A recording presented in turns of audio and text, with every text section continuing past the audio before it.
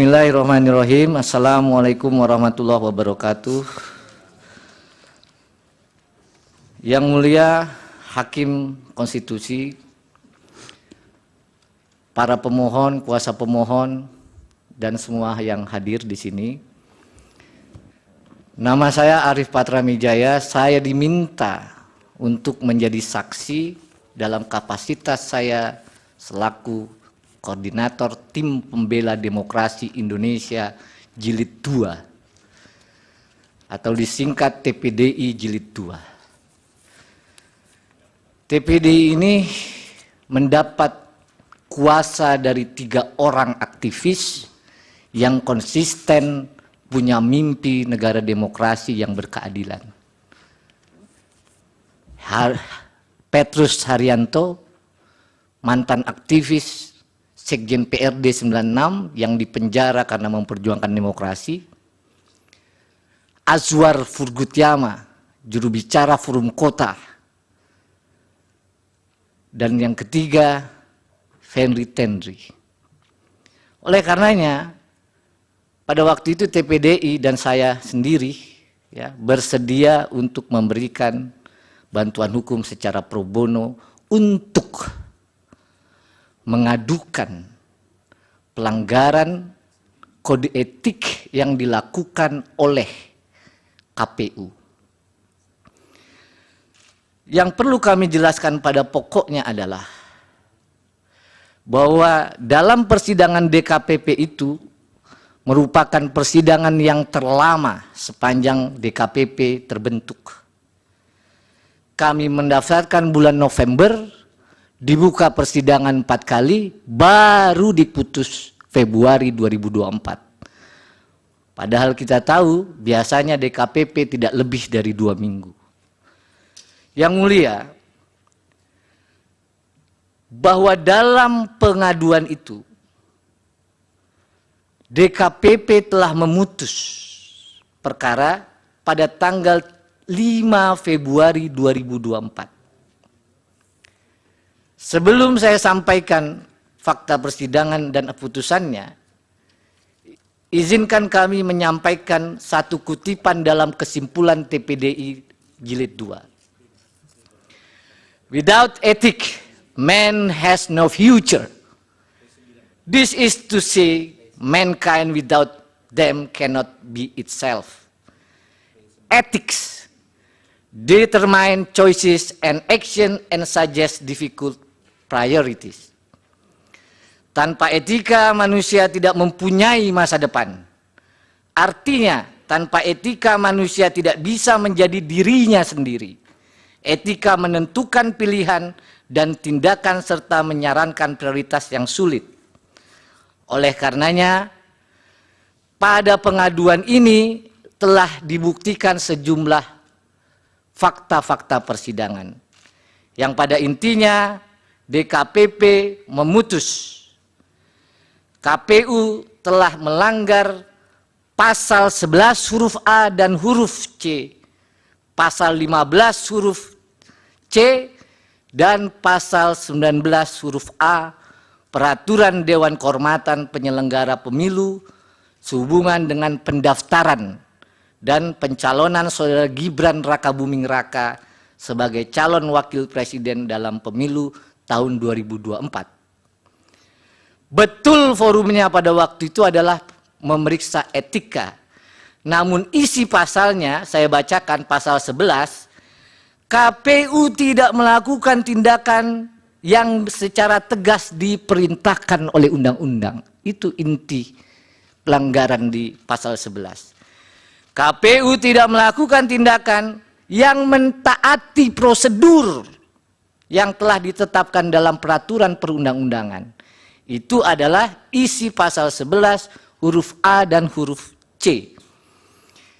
DKPP juga memutus KPU melanggar pasal 15 huruf C yang menyatakan bahwa semestinya KPU dalam melaksanakan tugas dan jabatannya harus didasarkan dalam Undang-Undang Dasar Negara Republik Indonesia, undang-undang dan peraturan yang khusus menyelenggarakan pemilu.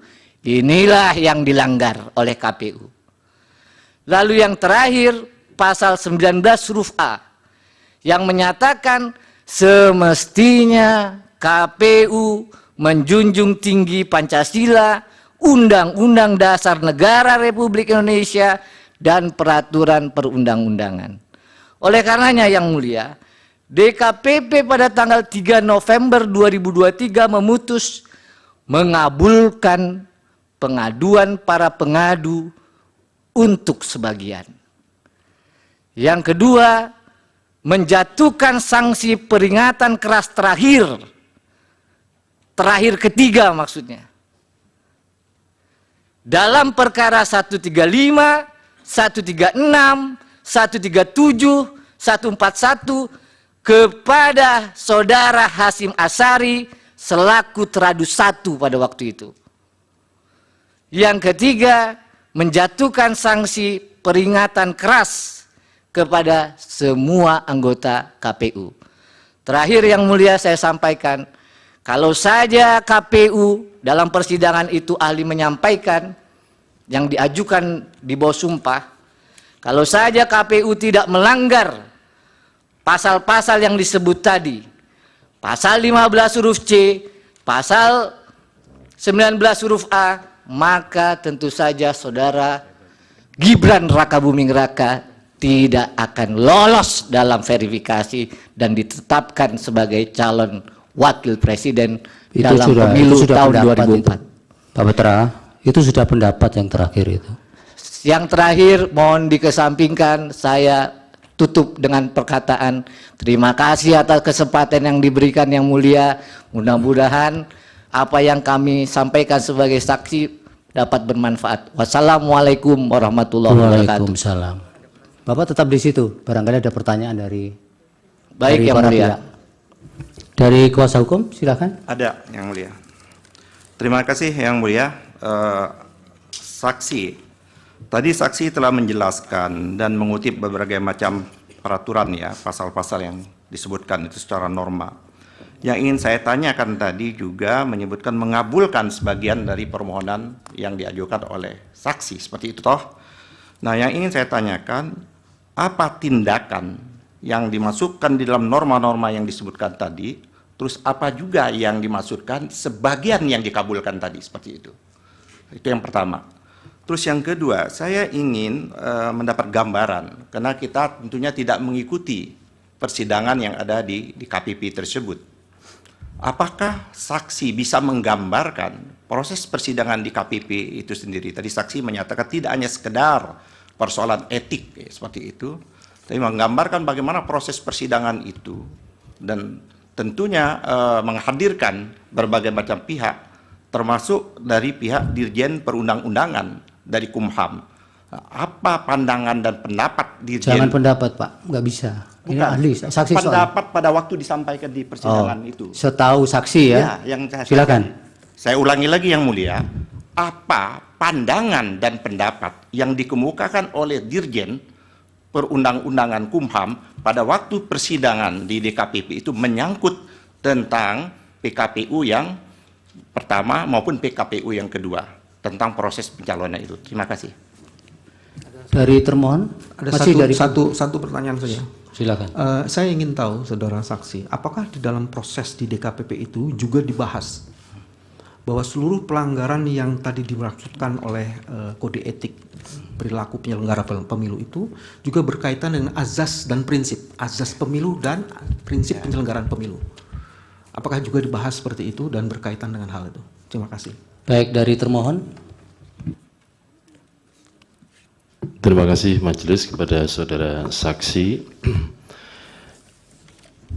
Berdasarkan perkara yang saudara saksi ikuti dan sampai kepada putusan DKPP, bertanya adalah apakah dalam putusan DKPP tersebut KPU dinyatakan tindakannya tetap sah dalam menetapkan Gibran, atau tindakan KPU menetapkan Gibran dianggap tidak sah. Terima kasih. Baik, yang diketahui ya Pak Patra. Kemudian dari pihak terkait. Terima kasih yang mulia. Saudara saksi, setelah DKPP menjatuhkan sanksi peringatan keras terakhir kepada saudara Hasyim Asyari, Ketua KPU, apakah fakta yang terjadi kemudian KPU membatalkan pencalonan Wakil Presiden Gibran Rakabuming Raka atau tidak? Itu sih. Cukup dari baik dari hakim. Cukup, silakan Pak Patra dijawab singkat-singkat saja. Terima kasih Yang Mulia. Menjawab pertanyaan kuasa pemohon, apa maksud dari dikabulkan sebagian? Yang Mulia, kami pada waktu permohonan di DKPP, permohonannya banyak. Antara lain, ya, minta dikoreksi produk dari KPU. Karena kami teringat itu pernah dilakukan oleh DKPP pada saat di bawah Prof. Jimli. Kami juga minta KPU anggotanya ini karena melanggar tadi diberhentikan secara permanen. Karena pada waktu DKPP dipimpin oleh Pak Muhammad itu juga dikabulkan. Nah, yang dikabulkan sebagian hanya dinyatakan bahwa KPU ini telah melanggar pasal yang disebutkan tadi dan diberi peringatan keras terakhir. Itu yang pertama. Yang kedua, proses persidangan DKPP memanggil Bawaslu. DKPP memanggil juga Dirjen Peraturan Perundang-undangan. Pada saat persidangan, jelas Bawaslu menyampaikan dalam proses verifikasi, Bawaslu tidak dapat melakukan pengawasan. Kenapa? Karena sistem silonnya tidak dapat diakses. Begitu juga, waktu Dirjen DKPP dihadirkan, fakta persidangan bisa dibuka dalam putusan tanggal 5 tadi, disampaikan oleh Dirjen, ya, pernah KPU mengirimkan surat untuk perubahan peraturan KPU 7 hari setelah tanggal 16 Oktober. Saya ulang, 7 hari. Lalu oleh Dirjen PP dikembalikan Yang Mulia. Nggak bisa begini KPU. Masa langsung minta draftnya diubah dan disahkan? Harus konsultasi dulu kepada DPR. Maka dikembalikan nih sama Pak Hasim. Tolong dulu, ya, prosesnya konsultasi. Proses itu baru dijalankan setelah 7 hari, barulah ketemu tanggal 3 tanggal 3, ya, itu diterbitkan peraturan KPU nomor 23. Ya. Majelis mohon ini klarifikasi di peraturan mana yang diminta untuk diubah itu Majelis. Tadi ada disebutkan oleh saksi peraturannya, ya, dimintaan KPU untuk diubah. Tahu tapi tidak peraturan mana yang minta diubah itu? Jadi Yang Mulia, pada waktu KPU ini menerima berkas, Bawaslu menyatakan dalam persidangan mereka menggunakan pedoman pengawasannya dengan menggunakan peraturan nomor 19. Itu yang dia gunakan. Begitu juga KPU. Jadi pada waktu itu, berdasarkan peraturan nomor 19 tahun 2023, syarat capres dan syarat cawapres itu harus paling rendah 40 tahun belum diganti. Ya, itu tidak ditanyakan tadi. Ya itu tadi yang ditanyakan. Makanya KPU ya bilang bahwa tolong ini saya mau ubah Yang Mulia. Kepada Dirjen PP. Oleh Dirjen PP dikembaliin.